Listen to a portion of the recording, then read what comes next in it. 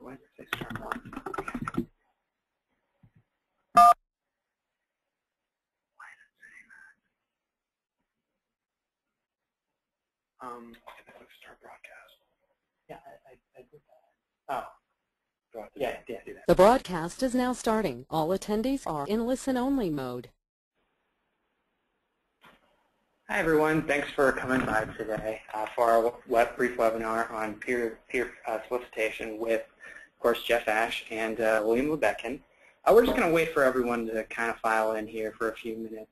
And once they're done, we'll have Jeff give a brief presentation on peer-to-peer solicitation, and we'll then, of course, take questions after that.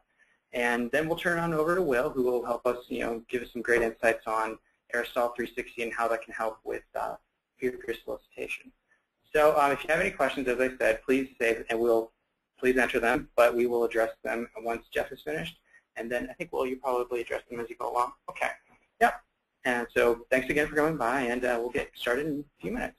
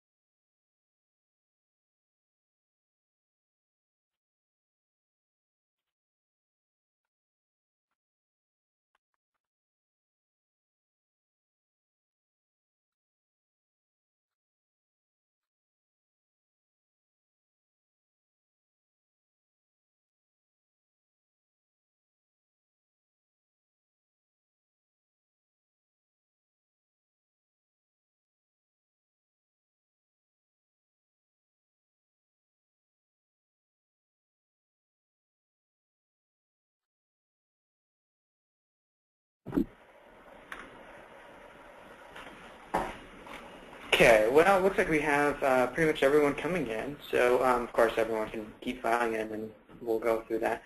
Jeff, you ready to start? I am ready. Okay, go right Good ahead. afternoon. Do you have anything else that you need to add, Colin? No, I'm good. Go right ahead. Okay. All right, thanks. Good afternoon. I'd like to personally thank everyone for taking the time to participate today. I know you have a million things to do, and I'm going to do my best to make sure you walk away today with some good information that you can use in your next campaign. Colin is the moderator of the session, and I've given him free rein to interrupt me at any time, and I'm here to answer any of your questions that you may have that I can answer. I only have one slide. I want to work through the points on this slide and then take any questions that you might have. I'm going to start off at the very basic level. I know we have some people on the call today who are professionals, I would call them, at conducting peer-to-peer solicitation campaigns, so I encourage them to provide feedback when questions are asked. But we do have some folks on the phone who have never conducted a peer-to-peer solicitation campaign. So we need to start at the basics as to what is a peer-to-peer solicitation. And it's simply this: one person asking another person, a small group or a large group of people, to contribute to the PAC. That's all it is, one person asking others to join the PAC. And you might say, well, why is it that I should use this method? Well, it's been proven over a number of years that it's the most effective form of solicitation. Specifically, if you think about situations in your life where at your work or at church or working at nonprofits, when people ask you one-on-one to participate, you're more likely to consider that and to participate if someone asks you to. And some of the other methods that you may be solicited, or which are not as effective, we get questions about those, and those are used also in raising money for the PAC. phone calls. People make phone calls. You can't always be in the same location. Use emails, followed by direct mail pieces, maybe to your home or where you work. And then it tapers off from there to telegraphs, smoke signals, notes in bottles, and shouting out the back door, if you will. Now, who should make the ask for contribution to the PAC? We have terms that we use for that: PAC ambassador, PAC champion, PAC team leader. It's just a name that is given to a person who has the responsibility of asking others to give to the PAC. And they have specific responsibilities. We encourage everyone to make sure that these responsibilities are clearly articulated to the people who will be making the ask. They need to adhere, first of all, to all campaign finance rules and regulations. Even if you don't raise them a cent for your PAC, you need to make sure that all the rules and regulations are followed. That person would also serve as the point contact for the PAC in their particular area, and they would be the spokesperson during the membership campaign. They would conduct meetings, small group meetings or face-to-face meetings that would encourage people who are eligible to participate in the PAC to voluntarily participate.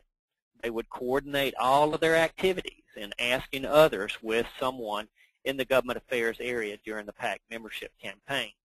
And naturally, they would follow up with eligible members, if it's an organization, or employees, to ensure that all of their questions are asked and that their membership cards are returned. We recommend that when you ask someone to consider joining the PAC, that you ask them to return their card regardless of whether they decide to participate or not. And lastly, we would highly advise that the PAC team leader, ambassador, champion would attend a training session to get the necessary information that they need. Now, you may say, well, where do I go? What's the criteria for selecting a PAC ambassador? And we've tried to come up with guidelines for doing that. This has to be someone who's willing to voluntarily join the PAC and ask others to do the same.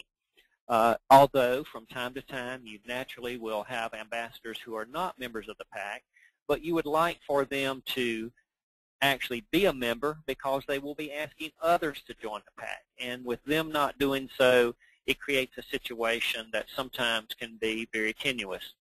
They should be well known and respected by their peers and the employees or members that they're being solicited. So this helps in terms of, if you're being asked to give your hard-earned money to the PAC, you want to be asked by someone that you know and someone you respect and someone that would cause you to consider joining the PAC because they asked you. The ambassador should also possess a willingness to learn about the role that the PAC plays in the success of the organization or the company, and naturally they should have good presentation skills and be articulate, confident, persuasive, effective. These are things that you would like for the person to have, although naturally you don't always have that. They don't need to have any political experience or previous experience in the political world at all. I guess overall, you would like to have a person who is respected, is a good presenter, who's confident, and who others will listen to as to why they should even consider joining the PAC. One word of caution is that when selecting ambassadors, you should always select enough ambassadors so that they aren't overwhelmed by the number of people that they are assigned in order to go to and ask them to join the PAC. In other words, if you select an ambassador and then give them 5,000 names, there's no way that they can do their job in the correct way. We normally recommend somewhere between 50 and 75, less if possible. 25 is good, 10 is good, 2 is good. Anything less is better. Now, what tools do I need in order to perform a peer-to-peer solicitation? We highly recommend that you provide a toolkit of sorts, a resource guide for those PAC ambassadors who will be working with you. And some of the things that we would include in that toolkit would be the basic information about the PAC. What's the mission of the PAC? why you need a PAC, who's eligible to participate, how can you contribute, what are the guidelines for contributing, what's the criteria that the PAC uses in order to support candidates, and who can make recommendations on who to support, what are the federal reporting requirements. This is just background information that they will need in order to bring themselves up to speed about how a PAC operates and how it operates within your organization. Naturally, you need specifics about the particular membership campaign or solicitation campaign that you're performing. What are the goals of your campaign? What does the organization look like? Who is the point person, the contact, the information for that person? What's the overall campaign schedule? Do you have a detailed timeline as to what's going to happen week by week of the campaign? These are all things that put the campaign in perspective for the ambassador.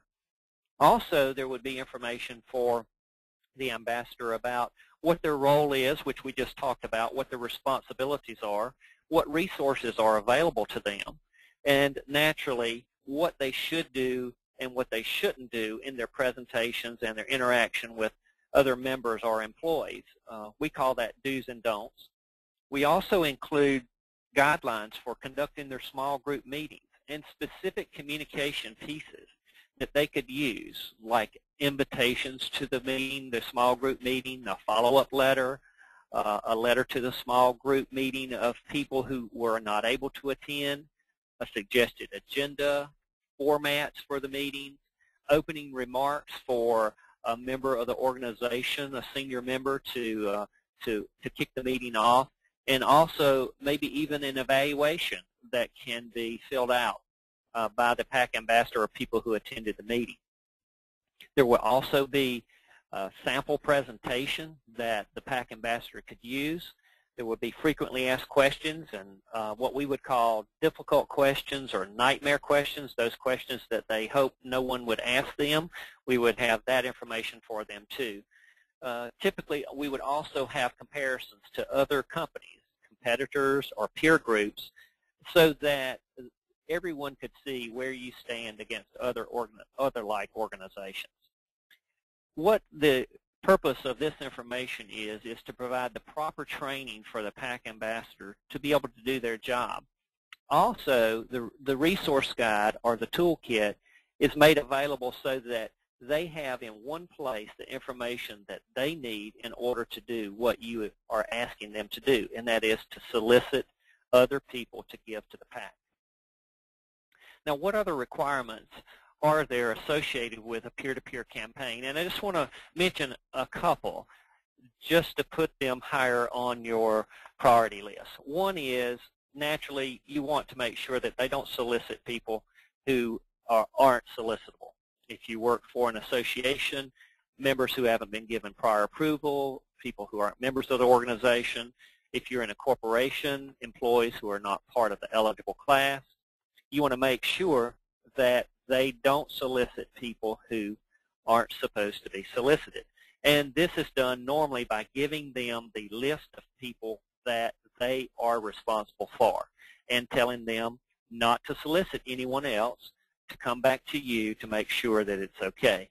Also, the disclaimers, and most of you probably have these on your card, your solicitation card or your membership card, to make sure that those points are covered or either it's referred to in the presentation. If you do that, most times you are in the clear. So we always recommend that those requirements are adhered to strictly. Now, what else should you know about a peer-to-peer solicitation? Well, I've documented some points that I wanted to share with you that we consider best practices in successful solicitation campaigns. One, the first item is that strong support and involvement from the top, from your top leadership, is important. And we like to say that this way. You can have a good solicitation campaign without top leadership support. But if you want to have a great campaign, you need them involved and supported. And we've seen this in working with different companies and organizations over the years, that if you have top-level support, it makes your campaign a lot easier. That's not to say that you can't have a good campaign without top leadership support. because I've seen many companies do that, but it makes life a lot tougher. Also, if you're conducting a peer-to-peer solicitation campaign, please consider supplementing the campaign with either direct mail or a video or electronic type of communications before the campaign, during the campaign, and even after the campaign.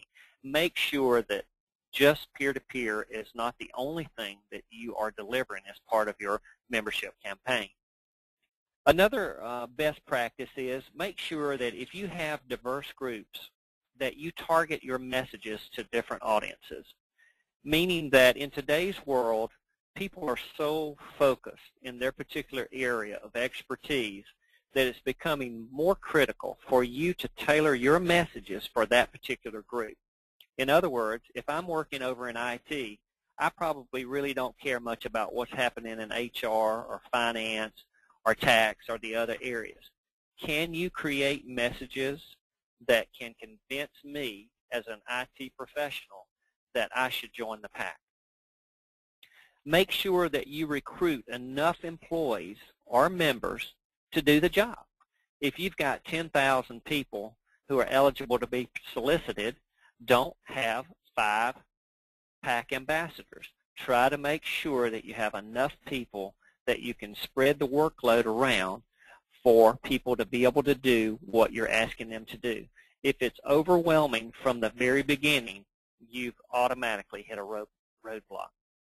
Again, I'd like to reiterate, if you do not provide the proper training and resources for your PAC ambassadors, your PAC champions, then you are at a distinct disadvantage. They don't have the tools that they need. They don't have the confidence that they need in order to do a good job for you. It's critically important from the success of the campaign, but it's also very important from the standpoint that they need to know what it is that they can say and what they can't say during the campaign. The compliance part is a huge part of the solicitation campaign. The next item is make sure that you provide incentives and recognition, both for your PAC ambassadors and the people who join the PAC. I'm a big believer that if you join the PAC, you should receive some type of recognition. That might be an email, it might be a handwritten thank you note, but you get some type of recognition for joining the PAC. Someone reaches out to you and says, thank you. We appreciate you taking the time to join the PAC and give your hard-earned money to the Political Action Committee. Also, I'm a big believer is if you should join at the recommended guideline level, that you get a recognition that is above and beyond just a thank you, that this is something more tangible. And so keep that in mind as you try to get people to join the PAC, that you get them at the level of participation and contribution that you want to make your PAC successful. And I guess the last point in best practices that I would like to share with you is follow-up. If you have not listened to anything that I've said during the presentation today, and you've just redirected your attention toward what I'm saying, because as I'm finishing up, it is that you follow up with someone. I had a call this morning with a company that I'm working for, very large, I guess, Fortune 50 company. They have asked all of their executives to give to the PAC, all of their executive council or executive committee. Each one of them have said that they will contribute to the PAC. As a matter of fact, each one has signed a card, a membership card, saying that they will cut a check to the PAC. This was done 2 to 3 weeks ago. To this date, not one has actually written that check. They have cards for each one of them, but no one has actually written the check. You must, absolutely, positively must follow up with individuals that you've asked to give to the PAC. It's like everything else in life. You may say yes to begin with, and then it falls off your plate as you're answering the 200 emails that you get every day and the phone calls and everything else that you have to do. People within the organization or people who are running businesses, they have the same thing on their plate. So sometimes it takes a little follow-up, and you've got to be willing to make that follow-up. If you do the proper follow-up, you will be amazed at how it will make a difference in the success of your campaign. Because think about things, think about if you've got kids, you ask them to do something, they say, yes, Dad, I'm going to do that.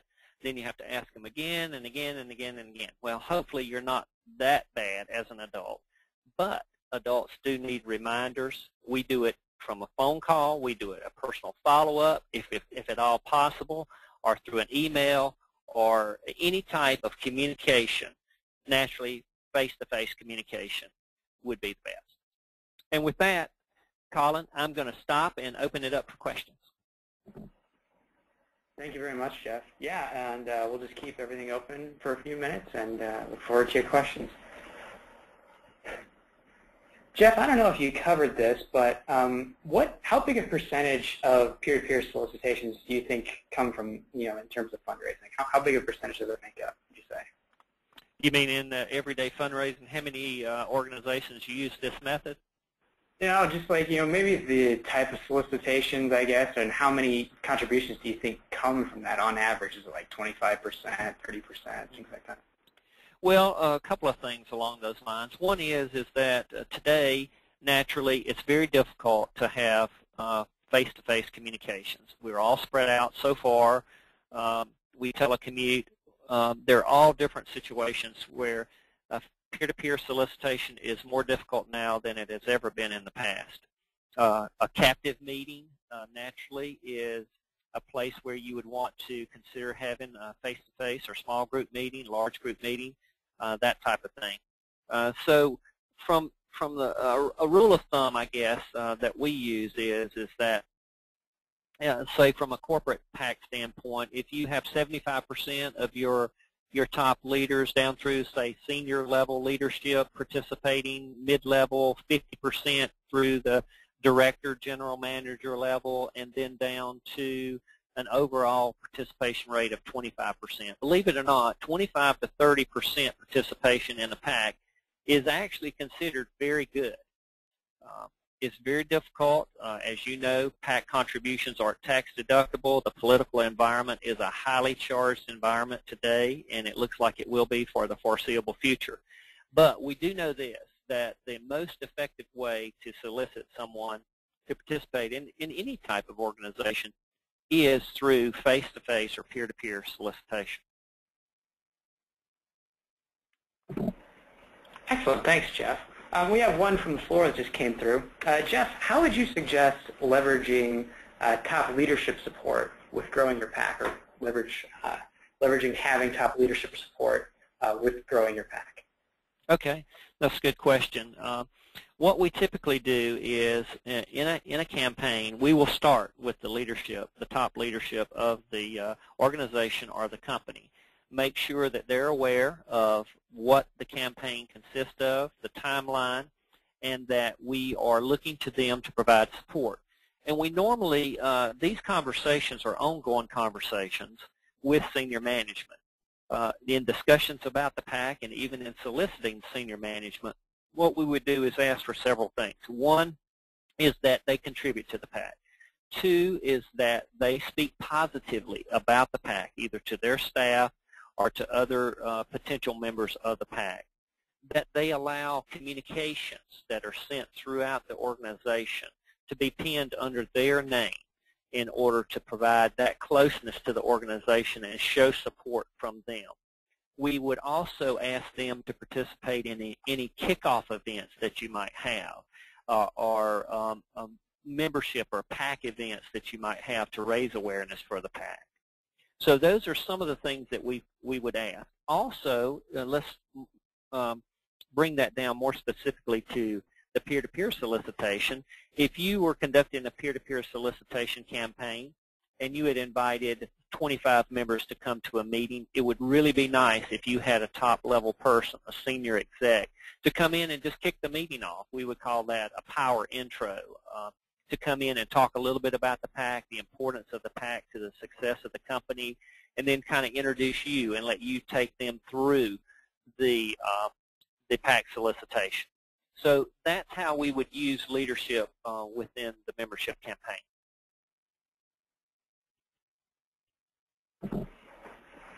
Excellent, very good. Well, that seems to be the only questions we have so far, but, as always, if people do have questions that come up later and they want to ask them to you, do you mind if they email you, Jeff? Not at all. Okay. His email is jeff.ash@aristotle.com. jeff.ash@aristotle.com. Excellent, excellent. Thanks a lot, Jeff. We appreciate you helping us out today. Thank you. Okay, and so with that, we're going to turn things over to Will. Will, you ready to go? Absolutely. Okay, let's get you over.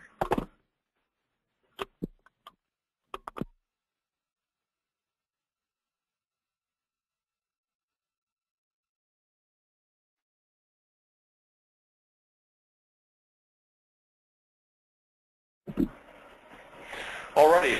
Again, my name is Will Lubetkin. I'm actually Director of Account Management here at Aristotle. And I kind of want to piggyback on what Jeff went over. In addition to the top-level parts of peer-to-peer solicitation, it's important to then, after you set up who's going to be doing what, who's going to be your PAC ambassadors, who's going to be representing, you want to be able to get metrics. You want to be able to actually track the donations, the solicitations, the communications, all those touch points. You want to be able to have a place or a log to be able to reference back. And 360 has a lot of great built-in functionality that can do just that. So the first thing is we want to be able to select who your PAC ambassador or who your PAC ambassadors are going to be. This can be, if it's a smaller association, this can be somebody higher up in the executive level, or if this is a larger PAC, you could actually have members of the PAC board. In 360, whenever you determine who is actually going to be the PAC ambassador, you would search for the record and pull them up. In this case, we have Roger Oxford Hart. And on the right, you guys have probably seen a little drop-down that says Advocate Functions.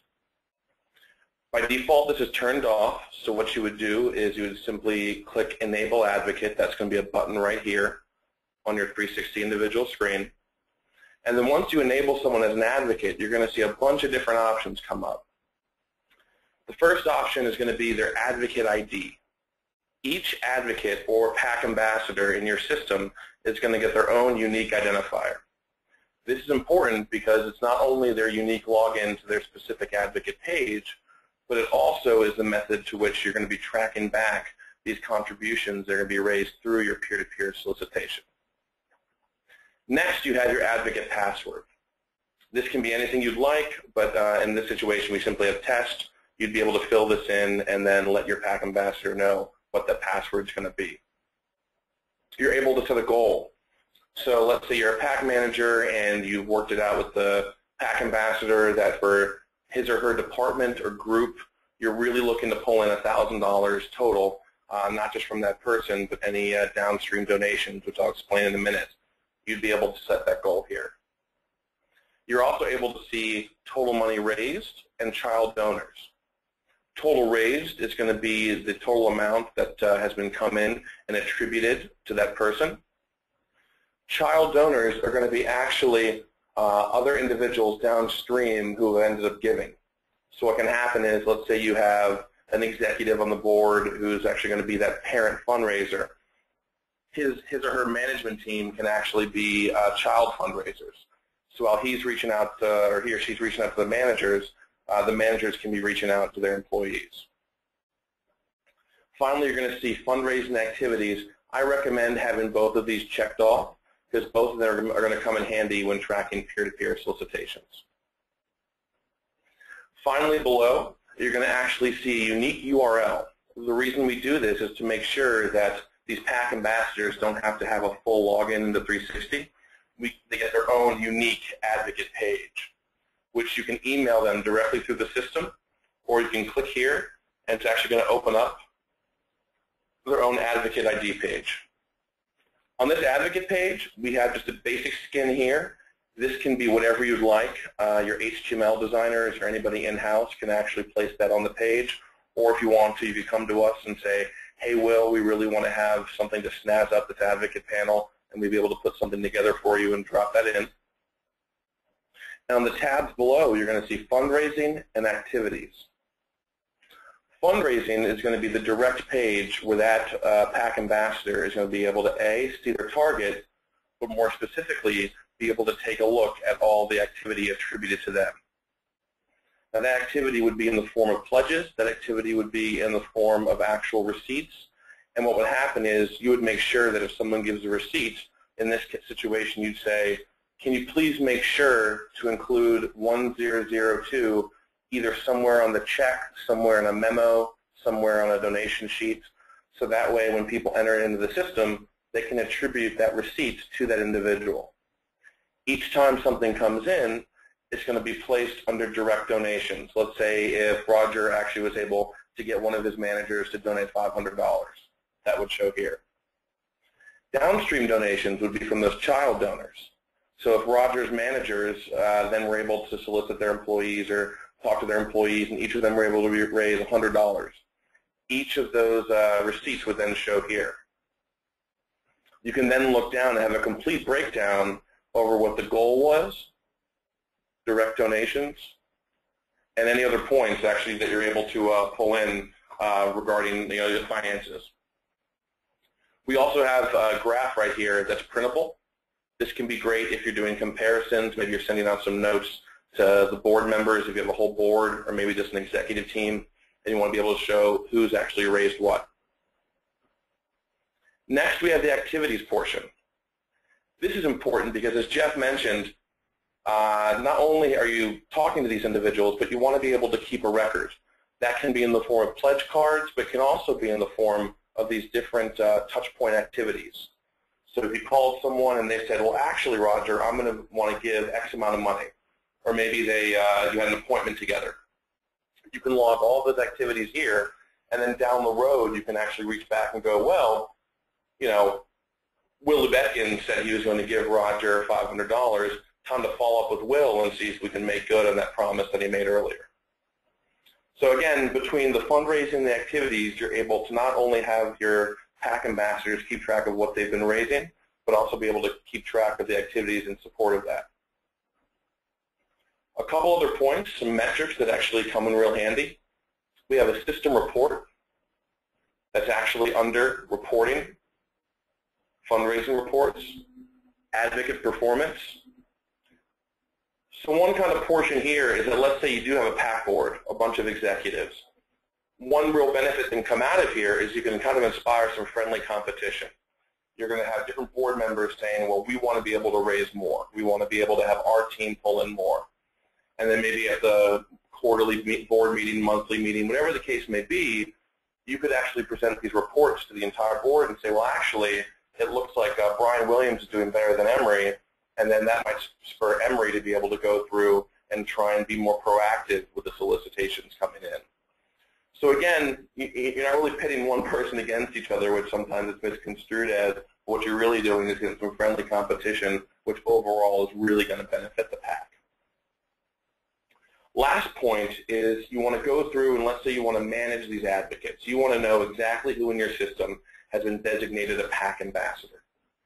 You can find that by going to Settings, Advocate Administration, which will take you to this page and be able to show you each of the individuals in your database that has been labeled a quote-unquote advocate or PAC ambassador. And if you hit the little plus button next to each person, it's actually going to expand and be able to take a look at specifics to that person and see what their details are, how much they brought in, so for example, total raised, current goal, and any of their other settings. This also comes in handy if you have a lot of ambassadors, if you're a larger PAC, so you don't have to consistently go into each person's individual record to manage these different settings. Overall, when you combine the top-level information that Jeff's given and you combine that with the metrics and the raw kind of reporting power that 360 has, you're left with a really, really powerful situation to push the PAC for more solicitations, more involvement, and in general get people more excited for being members of the PAC in general. That being said, it looks like there might be a couple questions. So I'm going to go ahead and take a look.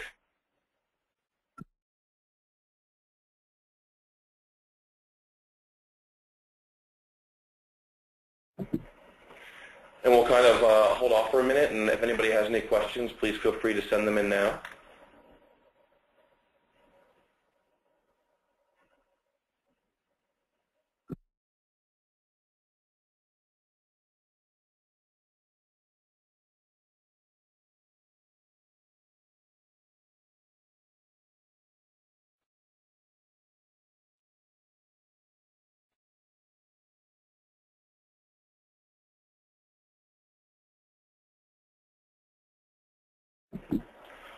All right, well, if anybody has any questions after this, please feel free to email me directly.